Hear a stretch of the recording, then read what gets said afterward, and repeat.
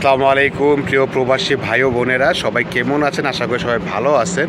আমি আমার নিজের পরিচয়টা আগে দেই। আমি হচ্ছি কাতার প্রবাসী, নিজ জেলা হচ্ছে মুন্সিগঞ্জ। তো দেখেন, প্রবাসে তো অনেক বছর যাবত আমি প্রবাসে।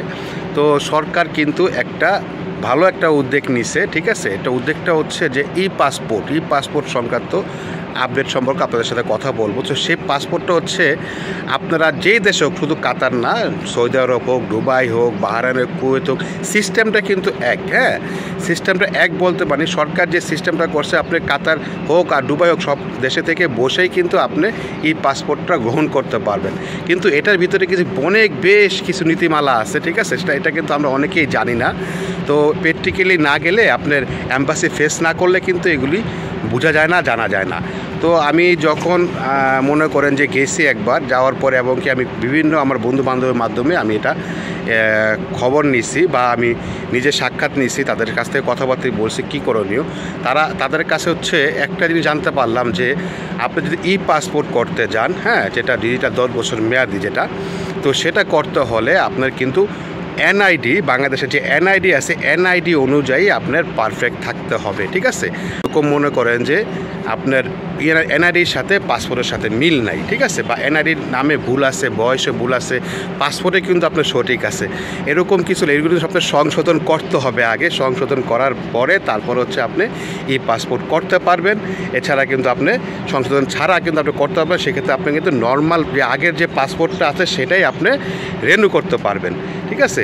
তো অনেকে ধারণা যে ভাই এখন কি পাসপোর্ট বাধ্যতামূলক করতেই হবে, এখন কি অনেকে এই দুশ্চিন্তার ভিতরে আছে। আসলে না, আপনার বাধ্যতামূলক করতে হবে তা না। আপনি যদি চান তো সেক্ষেত্রে আপনি করতে পারবেন, আপনি না চান তো সমস্যা, আপনি আগের পাসপোর্টে জাস্ট রিনিউ করতে পারবেন। এটা সব দেশের প্রবাসীর ক্ষেত্রেই। তো এটাই আর কি। এখন আপনি যদি মনে করেন পাসপোর্ট করতে চান, তো আপনার সম্পূর্ণ তথ্য এনআইডি এবং পাসপোর্টের সাথে মিল থাকতে হবে। মিল রেখে মনে করেন যে করতে হবে। কথাটা বুঝতে পারছেন? আর আপনি ইচ্ছা করলে কিন্তু আর এনআইডির সাথে আপনি পাসপোর্ট করতে পারেন। সেক্ষেত্রে কিন্তু আপনি অনেক ধরনের আপনার বিজনেস আছে, বা আপনার লাইসেন্স আছে, বিভিন্ন ব্যবসায়িক লাইসেন্স আছে, সেক্ষেত্রে কিন্তু আপনার পাসপোর্টের যে নামটা আছে সেই নামের সাথে মিল হবে না যদি আপনার ভুল থাকে। আর যদি ঠিক থেকে থাকে এনআইডি এবং কি পাসপোর্টে যদি আপনার দুটোটাই যদি এক থাকে একদম সেম টু সেম থেকে থাকে, সেক্ষেত্রে কিন্তু আপনার কোনো সমস্যা নেই, আপনি একদম ইজিতে আপনি করতে পারবেন। আর আপনি যদি একটু 19-20 থাকে, সেক্ষেত্রে কিন্তু আপনারা যে বিভিন্ন ব্যবসা করতেছেন, যে ব্যবসায়িক লাইসেন্সগুলি করছেন, সেটার সাথে আপনার হলো যে দেশের সেই দেশের একটা কার্ড হয়ে থাকে, ঠিক আছে, স্মার্ট কার্ড হয়ে থাকে। তো কাতারে হচ্ছে আমরা যে আকামা বলি অনেকে, তো সেটার সাথে কিন্তু মিল নাই। তো মিল না থাকলে কিন্তু আপনি যদি পাসপোর্টটা যদি চেঞ্জ করে ফেলান, হঠাৎ করে আপনি, সেটা কিন্তু আপনার আইডিতেও কিন্তু চেঞ্জ হয়ে যাবে। সেক্ষেত্রে আপনি যে লাইসেন্সগুলি আপনি তৈরি করছেন, বিভিন্ন লাইসেন্স, আপনার কনস্ট্রাকশন লাইসেন্স হতে পারে, বা ক্লিনিং লাইসেন্স হতে পারে, কাতারে বেশি ব্যবসা করতে পারে, ব্যবসায়িক কোনো শোরুম হইতে পারে আপনার, ঠিক আছে। তো সেক্ষেত্রে কিন্তু আপনার একটু ঝামেলা হয়ে যাবে। তো আমি সেক্ষেত্রে সাজেস্ট করব আপনারা যে পুরাতন যেটা আছে, ঠিক আছে, পুরাতনটাই আপনারা রিনিউ করে ফেলেন। এছাড়া কোনো ওয়ে নাই।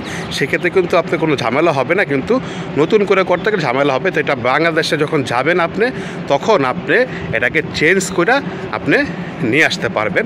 সেক্ষেত্রে আপনার কোনো ঝামেলা হবে না বাংলাদেশে।